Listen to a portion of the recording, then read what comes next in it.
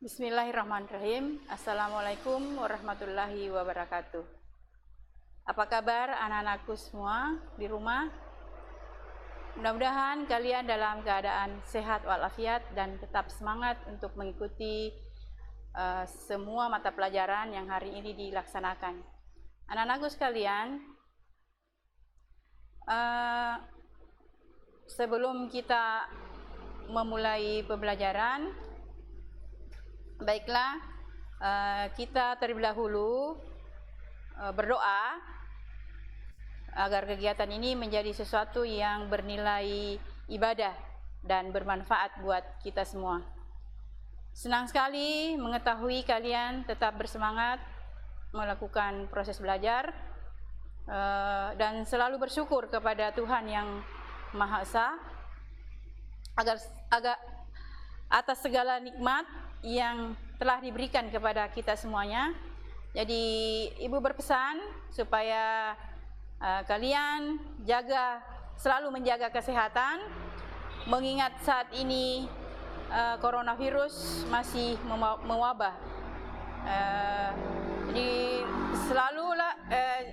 selalu kalian melakukan perlindungan dengan membiasakan 3M.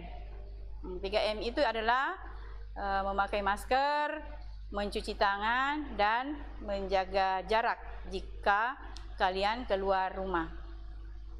Baiklah anak-anakku sekalian, kita langsung saja ke materinya, yaitu kita baca dulu tujuan pembelajarannya sebelum masuk ke materi, yaitu masih materi menjelaskan rute kedatangan bangsa-bangsa Barat ke Indonesia. Yang pada pertemuan minggu lalu kita juga masih membahas ini, jadi jangan bosan-bosan karena memang materi ini agak panjang. Jadi kedatangan bangsa-bangsa Barat itu ada 4 negara di sana, jadi mulai Portugal, Spanyol, Belanda, Inggris. Jadi untuk kali ini materinya adalah rute kedatangan bangsa-bangsa Barat ke Indonesia, yaitu bangsa Belanda dan bangsa Inggris. Baiklah, marilah kita sama-sama melihat peta yang ada di layar monitor kalian. Kita lihat sama-sama, ini adalah peta bangsa Belanda melakukan pelayaran dari dia mengikuti pelayaran yang dilakukan oleh bangsa Portugal. Ya, jadi dia mulai melakukan pelayaran yang dilalui juga oleh bangsa Portugal. Jadi antara Belanda dan Portugal itu sama-sama mengikuti, tapi yang mengikuti ini adalah bangsa Belanda. Baiklah, kita lihat tokoh yang pernah melakukan pelayaran. Di sana ada tokoh Baren, ya, yaitu melakukan perjalanan dari tahun 1594 berlayar melalui kutub utara. Kemudian pelayarannya gagal karena kapalnya terjepit es dan berhenti sampai di pulau Novaya Zemlya. Kemudian tokoh berikutnya yang melakukan pelayaran yaitu Cornelis de Houtman dan Peter de Keyser. Sebelum mereka berangkat, mereka ini sudah mengutus terlebih dahulu untuk mencari informasi mengenai rempah-rempah yang ada di Lisbon. Mereka melakukan perjalanan, yaitu mulai tahun 1596, kemudian singgah di Banten. Yang ditemui di sana adalah seorang sultan yang bernama Abdul Mufakir, atau biasa namanya dipanggil dengan Abdul Qadir, atau Abdul Mufakir Mahmud Abdul Qadir. Kemudian awalnya kedatangan Cornelis de Houtman dan bersama temannya ini disambut baik atau disambut positif oleh penduduk setempat. Namun kemudian mereka dimusuhi karena berlaku kasar dan akhirnya diusir dari pelabuhan Banten. Berarti rempah-rempah yang mereka incar itu tadi itu tidak berhasil didapatkan. Selanjutnya dilanjutkan lagi oleh J.C. Van Eyck. Perjalanannya ini dilakukan pada tahun 1598. Kemudian singgah di Banten. Kemudian di sana juga dia disambut dengan positif oleh penduduk setempat. Kemudian seterusnya melanjutkan perjalanannya ke Tuban dan sampai di Maluku, Ambon, yaitu di Ternate tahun 1599. Selanjutnya pada tahun 1600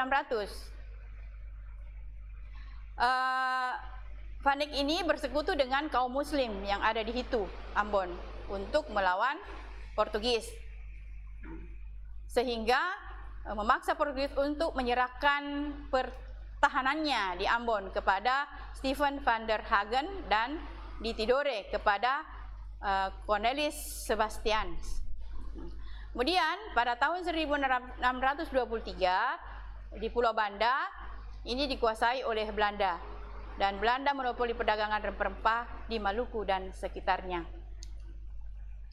Jadi kesimpulan yang bisa kita ambil dari penjelajahan Belanda tadi adalah bahwa yang pertama kali bangsa Belanda yang datang ke Nusantara itu tepatnya di daerah Maluku adalah yaitu Cornelis de Houtman. Ya, Cornelis de Houtman.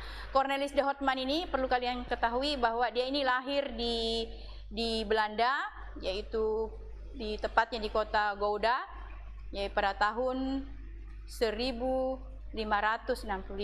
Kemudian dia wafat di Aceh pada tahun 1599. Jadi inilah bangsa Belanda yang perlu kalian ketahui. Bangsa Belanda yang pertama datang ke Nusantara, tepatnya di Maluku, itu adalah Cornelis de Houtman. Bagaimana anakku sekalian di rumah? Apakah sampai di situ kalian sudah memahami? Ya, kalau nanti misalnya ada yang tidak dipahami, kalian bisa bertanya di WA grup kalian. Jadi sepanjang ibu melakukan daring ini, anak-anakku sekalian tidak ada yang pernah saya lihat bertanya di WA. Jadi saya anggap bahwa mereka kalian sudah sudah paham materi ini. Nah, jadi kalau ibu harap kalian baca baik-baik, karena nanti akan saya kirimkan juga nanti PPT-nya ke WA kalian supaya lebih jelas lagi. Nah, kalau ada yang mau ditanyakan, silakan ditanya di WA grup. Baiklah, sekarang kita masuk lagi ke perjalanan Inggris, bangsa Inggris.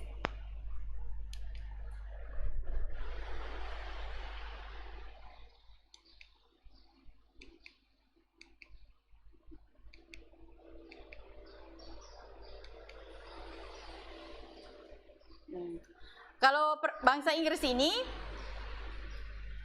datang ke Indonesia itu dirintis oleh Francis Drake dan Thomas Cavendish dengan mengikuti jalur yang dilalui oleh Magellan, yaitu pada tahun 1579.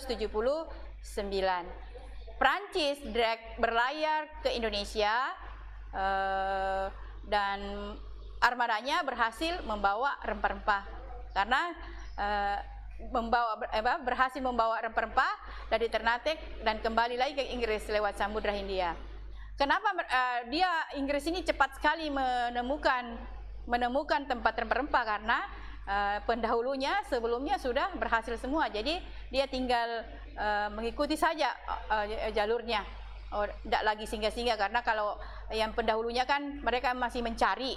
Jadi kadang-kadang singgah di tempat-tempat tertentu, padahal lokasi yang mereka singgahi adalah bukan tempat rempah-rempah. Kalau Inggris ini cepat sekali mendapatkan lokasi rempah-rempah.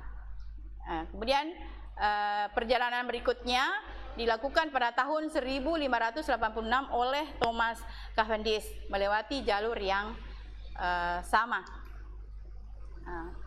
Pengalaman kedua pelaut tersebut mendorong Ratu Elizabeth I untuk meningkatkan pelayaran internasionalnya. Hal ini dilakukan dalam rangka menggalakkan ekspor wol, menyaingi perdagangan Spanyol, dan mencari rempah-rempah. Ratu Elizabeth I kemudian memberi hak istimewa kepada EIC atau East Indian Company untuk mengurus perdagangan dengan Asia. EIC kemudian mengirim armadanya ke Indonesia. Jadi armada EIC ini atau East Indian Company ini dipimpin oleh James Lancaster dan berhasil melewati jalan Portugis yang dilewati oleh Portugis sebelumnya, yaitu lewat Afrika. Namun mereka gagal mencapai Indonesia karena diserang oleh Portugis dan bajak laut Melayu di Selat Malaka di awal abad ke-17. Ya.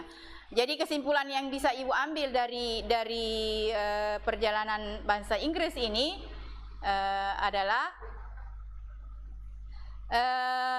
sejak kedatangannya Inggris ke Indonesia, itu dirintis oleh Francis Drake tadi. Kemudian dia mengikuti jalur yang dilalui oleh Magellan pada tahun 1579.